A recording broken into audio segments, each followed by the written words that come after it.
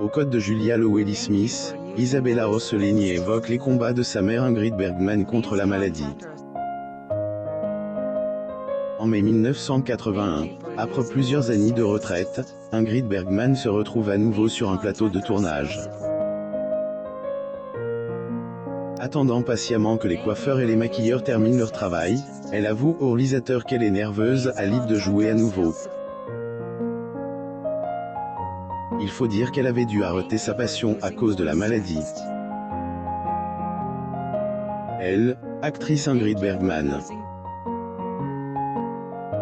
Photo. Getty Images. Sa lutte contre le cancer. Bergman, qui aurait eu 106 ans en août 2021, adorait la caméra. Et le sentiment était réciproque.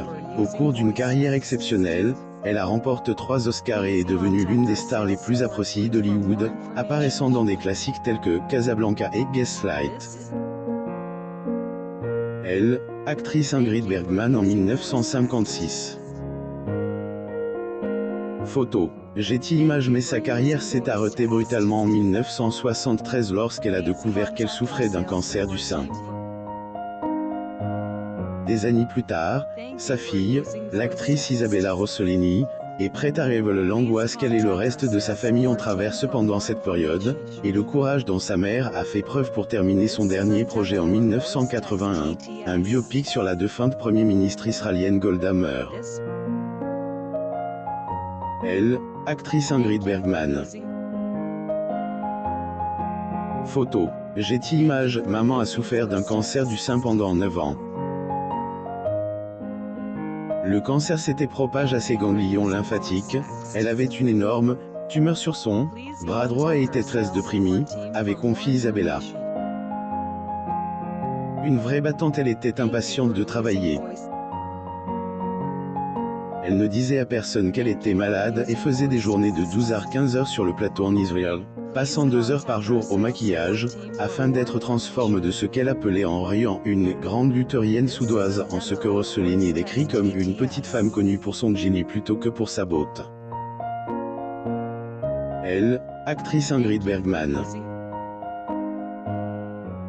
Photo. Getty Images. Par le passé, Isabella a déclaré qu'elle était incapable de regarder les films de sa mère parce qu'ils faisaient ressurgir la douleur de sa perte de manière si aiguë. Mais à l'approche du centenaire, elle avait ressenti un besoin urgent de marquer cet anniversaire et a entrepris de réaliser un documentaire sur sa mère avec le réalisateur suédois Stig Björkman. Le spectacle a compris des films familiaux et des photos inédites tirées des archives de sa mère, ainsi que des lectures de son autobiographie, de ses journaux et de ses lettres. Le spectacle était un témoignage du talent et de la force de caractère de sa mère. Souffre le fils de Véronique Geneste. Au cours d'une interview, Véronique Geneste évoque les soucis de santé de son fils. Celui-ci est très souffrant, ce qui a suscité une grande inquiétude auprès de l'actrice. Actrice Véronique Geneste.